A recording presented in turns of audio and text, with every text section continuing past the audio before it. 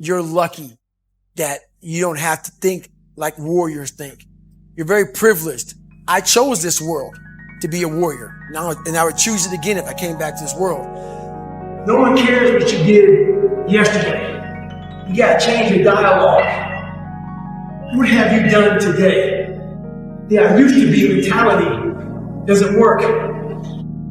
I don't see failure.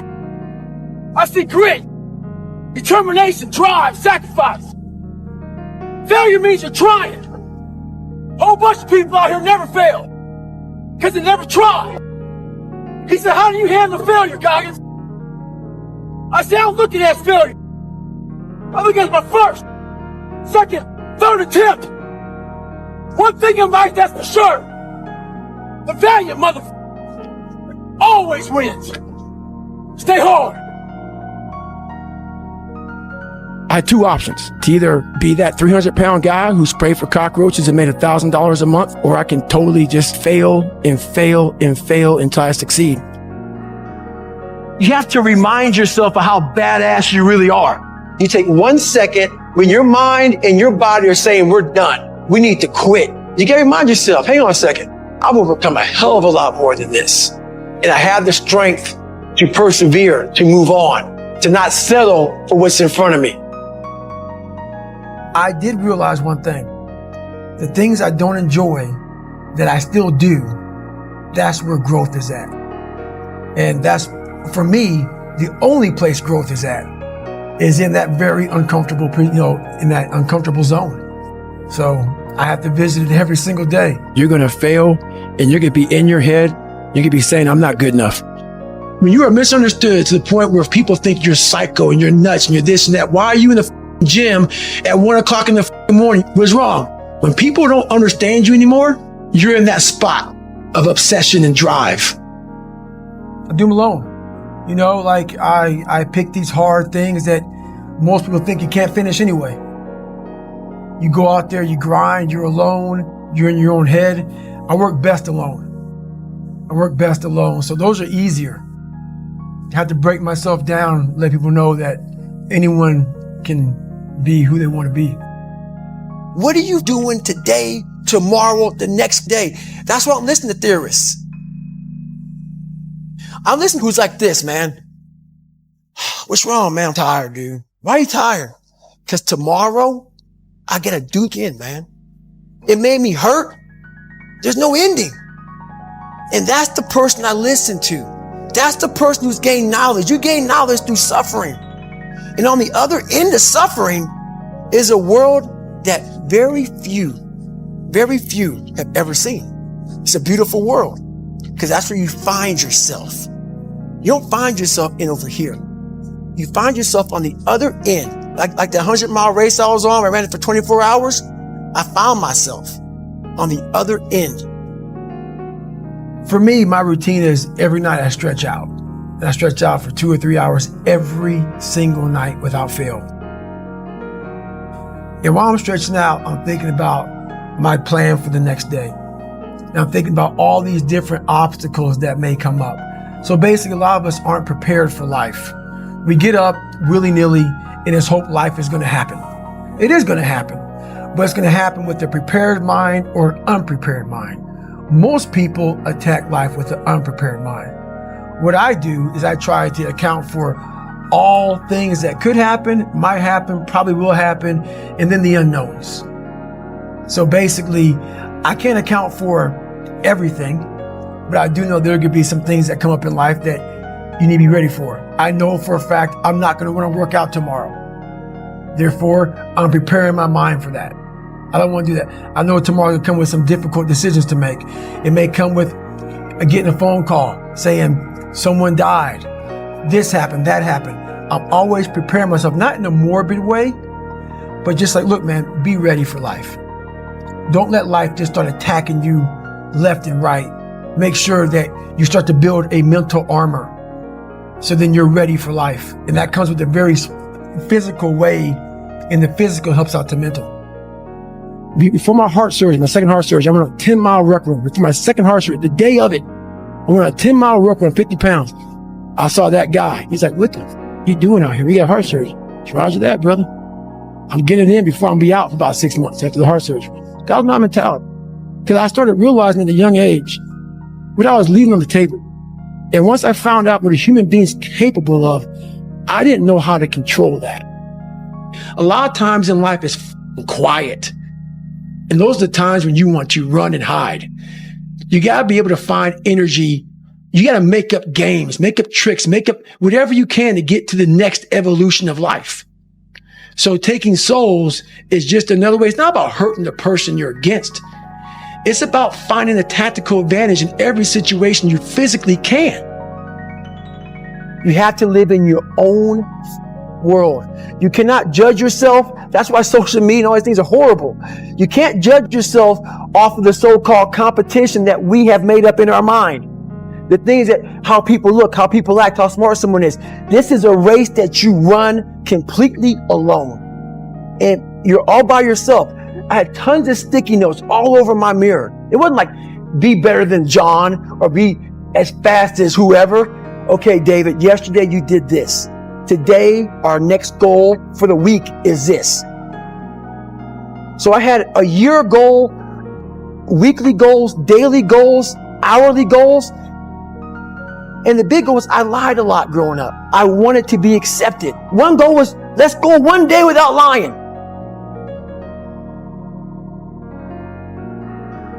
I can't do it. There may be some days I get up with poopy pant and I'm like, you know what, man? Like, what am I training for?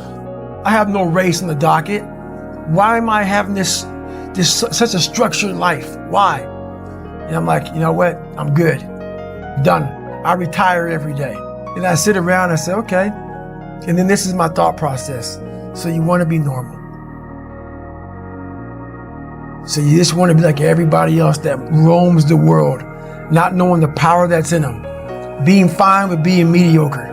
You want to go back to who you were, huh, David? And say, okay, who am I? What's the truth about me? Get to that dark place in your mind. Figure out. It may take months, it may take years. Figure out your purpose. Figure out what you want to be in life. And then from there, okay, I have my purpose. It may take a long time. No one knows their purpose because it's too loud. Find your purpose. From there, all right, you gotta start planning. People love the planning phase because it's very comfortable. Then from the planning phase, you gotta go to execution. So the execution phase where we all hate, because that's where the real work begins, and that's when the failure happens, and the failure. So, but you know, that's kind of how you have to do it. I always equated training to mental toughening. Like, it always looked brutal. People waking up early and doing all these things, and it looked horrible. I was like, wow, man, I gotta start doing that. Not to get better, bigger, and stronger. But that is what's gonna build me. That looks uncomfortable. That looks brutal. And getting up early, I don't want to do that. So I made this long list of things I don't want to do. And through that, I found myself. So you guys are getting up at 5 o'clock in the morning, running over here in this golf course. So I started seeing myself very differently than the average human being. I was like, hang on a second. I have something they don't have. And that's when I started to develop these things through working out. It was this great, never-ending work ethic. And I started working out like somebody. I became the most obsessed person on the planet Earth. I had to invent a guy that can take any pain, any suffering, any kind of judgment, and I built it through suffering. And I started realizing through this process, mine is what you created. And I started opening different doors. And the more doors I opened up, the more I started realizing that my potential is damn near endless. It changed my whole mindset. I'm not going to be okay. I had to realize I had to take a stand. I had to make a real stand. And it was painful to look at who I was, what the world and myself created. It created a very lonely, depressed, insecure man that would do anything just to have a friend. And I saw that as very pathetic. Let's say there's 10 people in this room and we're all mediocre, but I'm the best of the mediocre people. I now think I'm great. I'm great. We surround ourselves around people that make us feel great. They tell us what we want to hear. The second we put ourselves amongst the uncommon people, we don't like that feeling. That challenge and feeling of that person who's waking up at 3:30 in the morning and say, hey, push on, we're going for a run. We don't like that challenge. We like that person who says, hey, you know what, man, I don't feel good today, man. And they say, oh, it's okay, brother. Take the day off, man. We'll get a pizza and watch the game. We like that. We don't want that this. Hey, man, no, bro. Get your on, man. Stop being a punk. We don't want that in our lives. We don't want that person who's constantly challenging our weaknesses. We want that person who's constantly, making us feel nice and good and secure in ours. That's the mediocrity of life. Motivation is crap. It comes and go as how you feel. No one's going to come back to save me. No one's going to come back on this couch and say, hey, it's okay. You're going to be okay. No, I'm not. If you can't control your own brain and your brain controls you, you got to tell your brain where you want to go and how you want to go and how you want to get there. You got to control it. If not, it's over. I don't care what you believe in. Doesn't matter. I'm not judging anybody. But let's say my thing is God. You get to heaven, we're sitting down just like this. You're God and I'm David. And he says, look at this. And I'm looking at this chart, and on the chart it has all these different things. I was going to change the world. I was going to set records. I was going to be a Navy SEAL. I was going to be honored here, honored there. I'm like, this isn't me. Like it says David Goggins. I was an Ecolab guy. I sprayed for cockroaches and I'm 300 pounds. It said here I'm 185. And God goes, no, that's who you were supposed to be. My biggest fear in life is if there is a final resting place in this world and there's a final judgment and you talk to something much bigger than you. I don't want to sit down and have a conversation with someone that says, you're in heaven, this is what you should have been on earth. I want God to be up there right now as we're speaking, writing stuff down, saying, my God, he exceeded even my expectations. Wow. That's how I live my life. I now know that there is no cap on the human mind. There's no cap. We cap it ourselves. Your brain is the most powerful weapon in the world. If you can't control your own brain, you got to tell your brain where you want to go and how you want to go and how you want to get there. You got to control it. If not, it's over. A good human being, a fulfilled human being, doesn't need to break anyone down. All they do is want to build you up. So anybody you meet that calls you out of your name, that bullies you, that messes you up, that makes you feel not lifted, they are dealing with something deep-rooted. When you quit, your mind says, we're done. So it doesn't expand. There's no expansion when you quit. When you say, this sucks, I'm drowning, I'm miserable, I'm suffering, I'm broken, but I'm not going anywhere. What happens to your mind, it says, he's not leaving. So we got to expand. We got to grow. We got to figure this thing out. So then these compartments in your brain, they have to work. And then you start to engage parts of your mind that you never engaged before. When you're in suffer mode and you say, I'm not going to quit. You're forcing your brain now to operate on a level it's not used to. But then it becomes used to it. The only way anything gets accomplished, you got to work hard. I can't remember what's in this paragraph to pass this test to get in the military. Read it again. Still not getting it. Read it again. But if you're not getting it, write it out. And guess what happened? I got it. I can't swim. I'm negative buoyant. Go back again. I can't swim. Go back again. Go back again. Go back again. I got it. I realized if I keep going back and going back and going back, your mind will say, okay, we're going to figure it out, because he is not going to stop. I always equated working out to struggle. I struggled my whole life, but I ran from it. So I started realizing, man, I got to start facing the struggle, and I got to be mentally strong for the struggle. I'm training for life. Mentally, I'm training for life. I'm not training for to lift 400 pounds. And I found out on my own pretty much is that through discipline, through self-discipline, through repetition, through tons of repetition of the same thing that you don't want to do, you develop mental armor for your mind. Start to armor your mind, because your mind's like, okay, we suffer every day. We do stuff that sucks every day. So then when the suck stuff comes, you're ready for it.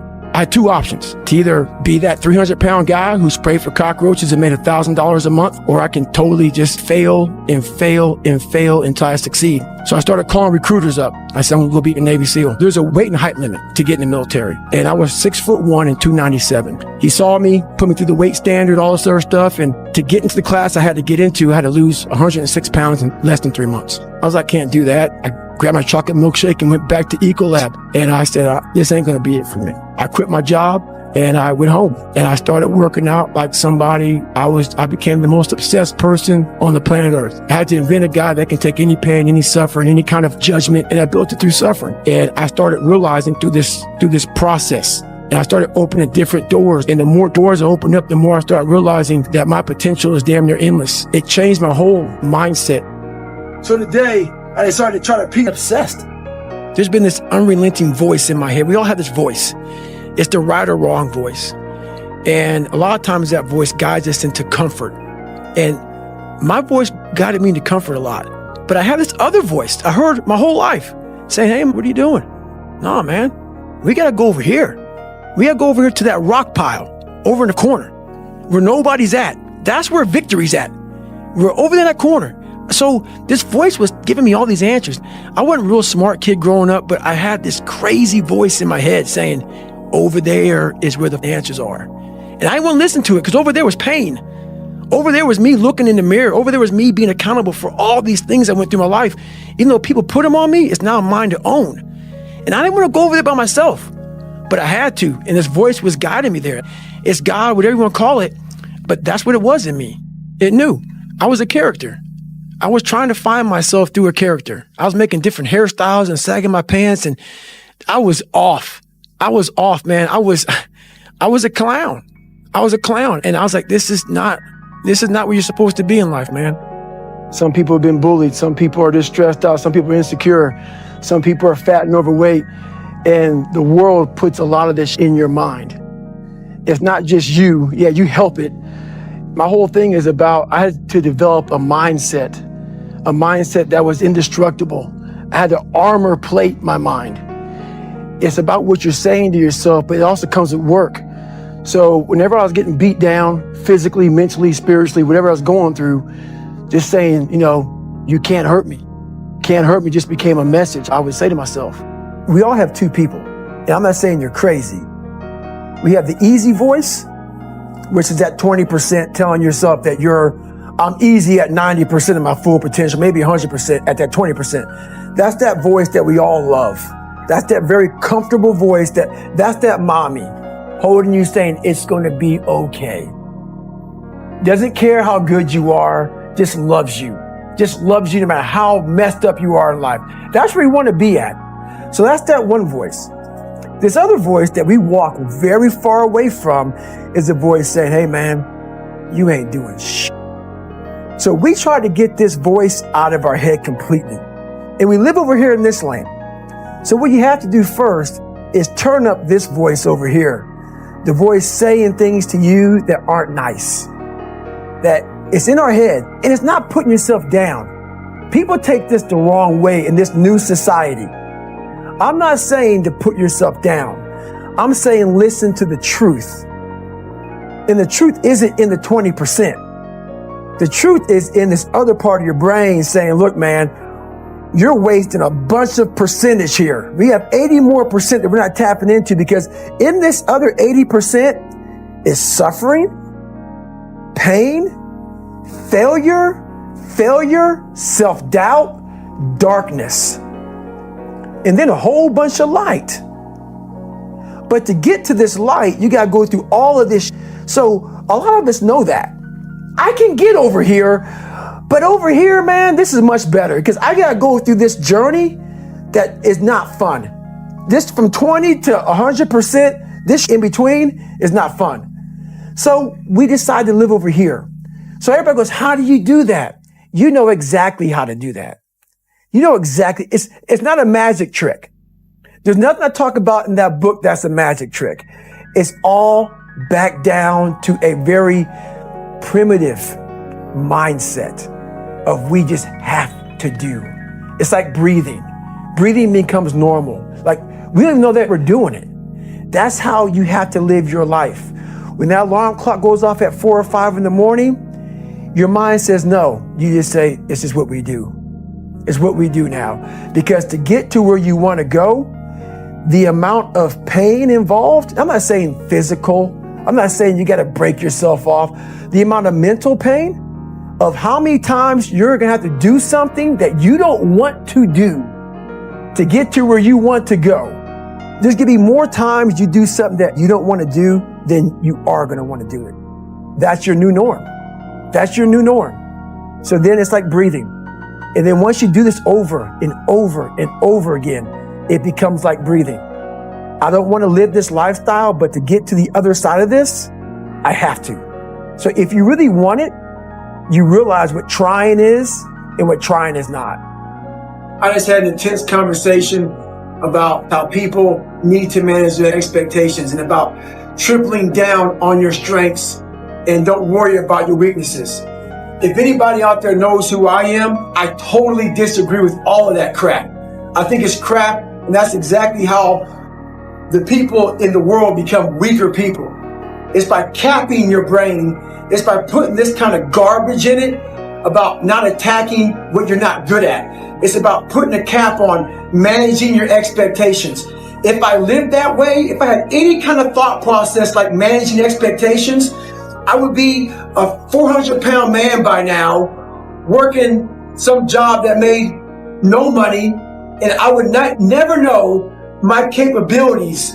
I would never have become a Navy SEAL. I never took Ranger School. All these things I did. What I found out is that with no crowds, no one cheering for you, no races, no finish line, it's an amazing, amazing thing I've learned in my mind by no one cheering you on. Like what that is every morning I do what I do, I don't have a trainer waking me up. There's no one saying, David, you have to do this. I don't have to do anything anymore. I've done it. That's the beauty of all of this. Knowing that everything I talk about, no one even knows what I'm doing every day. And I know that I am grinding. They see a 1-minute video of me running. Hopefully it motivates you. Merry Christmas. Dude, I'm out there for hours every day and no one sees what I'm doing. No one. It's a great, beautiful thing, man. And that's the one thing that kept me going and saying, okay, let's stretch out. Let's stretch out. Let's stretch out. We're going to win Badwater one day. One day, the race that ended you can go back and win them. So that's the mentality. From the sewer mentalities you have to have, man. Like when you're knocked down, whoever knocks you down, they got to be afraid they knocked you down. They'll be like, oh man, he's going to come back. That has to be the way you look at life. It's that mentality. It's that mentality of if you knock me down, you're going to say to yourself, I shouldn't have done that. That's the mentality that keeps you in the fight. Another thing about me too, man, is I don't go out. I don't party. I don't hang out with the guys. I don't, so I was always forming this kind of separation. I'm a big time introvert.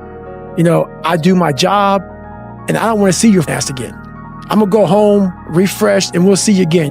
I'm a different cat, man. Like I think differently. I believe differently. And I believe strongly in what I believe in. Trying to find your best self, you become unbalanced. And people always talk about this mythical creature called the balance. You want to be balanced. I think balance is a bunch of bullshit. If you want to be great at anything, the Michael Jordans, the Tiger Woods, the greatest people of all times, the Kazmaiers, all these guys, you talk to these guys, you talk to Roger Federer, they, on the surface, they have a life. But I guarantee you drill down deep, man, they are so off balance. You get them on a teeter-totter, you're not going to come down. It's just not balanced, and that's how you become great. And that's just my mindset. So you lose a lot of your life, but I made a choice. It is a choice to become unbalanced. And the people in my life realize that. And the people that love me realize, you know what? This is who I'm with. This is who he is. This is who he wants to be. So yeah, you do lose a lot, but you gain a lot also. So it's what you want. Poopy pants mentality. I want to sit back and let the world take care of me now. That's what I'm talking about. Don't play sick too long. While my childhood was so messed up, I played sick way too long, and I almost lost tons of opportunities by playing sick. Because it feels good to play sick. I couldn't read. I can't read. When I was a junior in high school, I couldn't read. If you live that life, it feels good for people to, oh man, that's just David, man. He's just not real smart, and he had a bad life, and you get a get out of jail free card. That's nice. It sucks doing what I had to do to get here today. That was not fun. There's nothing that dark to drive me to the place I had to go to become successful. On the flip side of that, if you come from a silver spoon family, you have to realize that.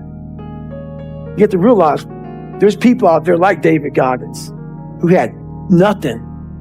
And I've had all this opportunity in front of me, and I'm a loser. So what does that say about me? The conversations are very similar. You have all this opportunity, and you've gone nowhere with it. I'm at the bottom of the barrel, and it could take me a lot longer just to get where you're at for the starting line, to be fair. I've been leaving so much on the table for pain, and that's when I started like going crazy about the mind. Like, what is up? Like, open these different doors of possibility, and like, what is humanly possible? What are we capable of? I didn't even know. I was just amazed by what I was able to do by a simple fact of just reasoning and working with pain and pain management. And my mind just kept on growing from there. And it happened in Hell Week. It happened in 100-mile race. It happened here. It started just evolving into what it is now, to where now I'm like, God, dog, man, the mind, we are leaving so much on the table. But people take me, he cusses so much, he sounds crazy. Don't listen to all that, man. Just get to the weeds of that. You're not examining your brain. Message it. That's done. Examine your brain. And that takes some hard work and suffering. If you're not willing to do that, I'm sorry. You got to get out there and be like, oh, this hurts. This hurts real bad. I don't think this is smart. And then guess what happens? The body will adjust. It will adjust. Everybody goes, well, then the next question I get, but is there a time when it doesn't adjust? Stop. There's always that next question. No, don't take it like go out there and run through a brick wall as many times as you can. No, I'm not saying be me. Don't run 205 miles at one time. I'm not saying do that. I'm saying start to learn the mind is powerful. It's powerful, man. It's unbelievable. The mind has the tactical advantage over you at all times. Why is that? It knows what you're afraid of. It knows your insecurities. It knows your deep, dark lies. And it starts to push you away from that. It pushes you in a direction that is comfortable. The mind controls everything. So what I realized was that when I was growing up and I was 300 pounds and I got all fat and I got all insecure, I realized that my mind kept taking me in this direction. When things got uncomfortable for me, when I was facing my insecurities, when I was facing my fears, my mind said, oh no, we have the tactical advantage. We need to get you, separate you from this feeling over here. Life's all about feelings. We want the happy feeling. We don't want that feeling of this sucks. Why am I here? So you can't answer those questions, so you leave. I started realizing that if in that moment you can answer those questions and you are now in charge of your brain versus your brain ruling you, that's where all that stuff comes from. So the 40% rule is all of that. You get to 40%, your brain says, we're done. Let's roll, man. This is starting to get painful. This is uncomfortable. So you sit down. You have to figure out ways, and everybody's different. Like we all have these things about 5 steps to this and 4 steps to this. It's a lot more than that. It's a practice that you have to, it's a habit. So if you know that at 40%, I'm feeling pain. At 40%, I'm feeling pain. That's where the 40% rule kicks in. Now it starts. Okay, I'm feeling pain. My mind's saying all this to me. It's saying, get out of here, run, flee. The fight or flight kicks in. Okay, we're done. We're not good enough. It starts telling you all these things. You start to believe it because the mind controls all. This is the time where you have to gain control back of your mind. And say, okay, let me see if I can go 45%. And once you start giving yourself more and more hope and start realizing, okay, the mind starts to be, okay, what are you doing? We're supposed to be going right and you're going left. You start then controlling your mind. Start finding more in yourself. And then it goes from 40% to a lot further than that. But that's the start of it though. Get to the spot where your mind is saying stop. Wherever that is, you gotta get there first. And then that's when that starts to work for you. You gotta control yourself in that moment. You like that you don't have to think like warriors. Think you are very triggered. I close this word to be a warrior now, and I would close it again if I come back to this world No one cares what you did yesterday. You got to change you. Dialogue, what have you done today? Used to be mentality doesn't work. I don't see failure, I see great determination, drive. Sacrifice, failure means you are trying. Well, bunch of people out here never fail cause they never tired. He said, how do you handle failure? Failure going, I say, look at as failures. I look at my first, second, third attempt on think in life that's for sure. The valiant mother who always wins stay. Heart I had to opens to ether be the 33,000 IV gave who prayed for and made 100 million a month, 1,000 million a month, or I can totally just fail to and fail and fail. Success, you have to remind yourself of how badass you really are. You take on second when your mind and your body are saying we are done. We need to quiet you to get.